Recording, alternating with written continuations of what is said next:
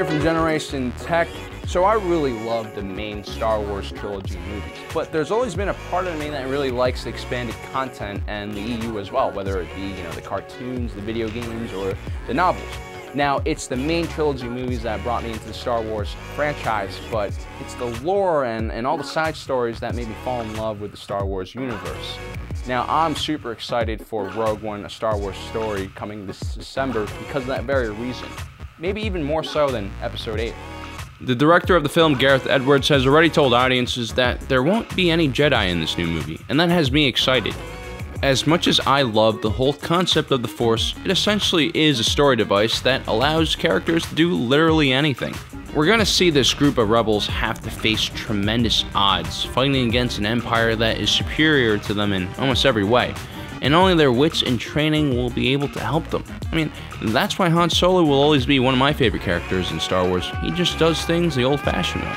Gareth Edwards has also hinted that his film draws inspiration from films like Saving Private Ryan and Black Hawk Down, two excellent war drama films.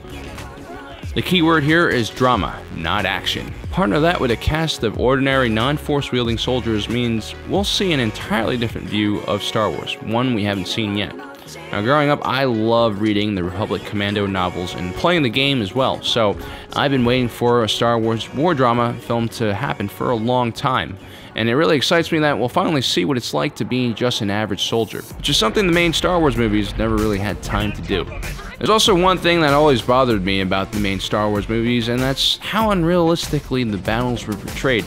I understand the Star Wars series is science fiction and not a war drama, but sometimes the way battles are fought are just silly. The weapons and technology in the Star Wars universe are so advanced, yet it seems like the tactics used on the battlefield come from the Bronze Age. I understand droids are cheap and easy to make and have no souls, but marching them out in formation like you're playing Total War seems just a little stupid. And the Gungans, sure, they're primitive and ride giant animals into battle, but they also figured out how to make a giant shield generator. Wouldn't they at least understand the concept of digging a hole in the ground and taking cover? And what about the clone troopers? In my opinion, they're superior soldiers compared to the Empire's stormtroopers. They've been trained from birth to be proficient in the art of war, yet they charge into battle as if they were in Braveheart. It makes sense that Mace Windu and all the other Jedi charge into battle, but that's because they have melee weapons. They need to get close. But why would a clone trooper armed with the repeating blaster ever need to get that close? If you're in a gun battle and you're within punching distance, you've already lost. And again, why aren't they taking cover? They're standing straight up like they're British soldiers in the American Revolutionary War. And when there are trenches to hop into, half of them aren't even using them. Now, there's a difference between being programmed to be fearless and disciplined and being just plain stupid. If you've seen the Clone War cartoons and followed the Republic Commando series, you know that these clones are extremely competent soldiers. It just doesn't seem to make any sense. It's almost as if the writer got lazy when they wrote the battle scenes. Almost every large-scale battle in the prequel series involves two large CGI armies charging mindlessly straight into each other. Even the poorly equipped rebels during the Battle of Hoth knew how to use trenches and stay in cover. Now, I'm not saying that I don't like Star Wars. As a matter of fact, for me, the highlight in the prequels trilogies were those giant battles. They're awfully fun to watch. It just bothers me a little that they couldn't, put a little more attention into the detail of how the battles were carried out. Now, I believe in the saying that war never changes, whether you're in a nuclear wasteland or in some galaxy far, far away. And it's up to Gareth Edwards and the cast of Rogue One to show us what it's like in a galaxy far, far away. I can't wait, and that's why Rogue One is my most anticipated film of the year.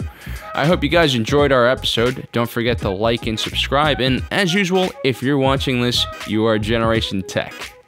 It got me thinking about who Rey's mother is. Now, there are many different theories. Some people think Rey's mother will be like someone like Mara Jade from the non-canon EU. Other people are saying it's Princess Leia, but I'm starting to think the answer might lie in the upcoming film Rogue One, A Star Wars Story. Now, most of my theory is based off of one scene in Force Awakens early on in the movie or novel, where Rey is inside her house, a destroyed AT-AT walker.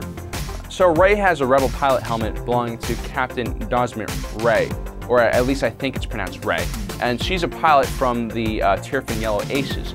Now, it says in the Force Awakens visual dictionary that Rey scavenged the helmet